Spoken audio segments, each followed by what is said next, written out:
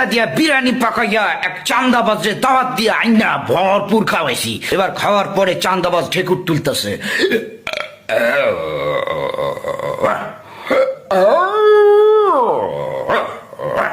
আমি বললাম কিরে কি খবর, কি খাইছস,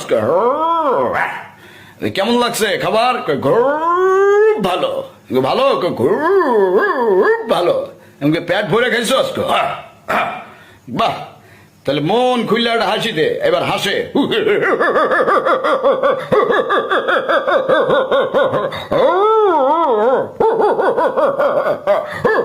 বললাম থাম থাম থাম, তো ভাই খাওয়াইছে, বাইরে এবার একটা থ্যাংক ইউ দেখো, থ্যাংক ইউ থ্যাংক ইউ। আমি বললাম ঠিক আছে যা এবার।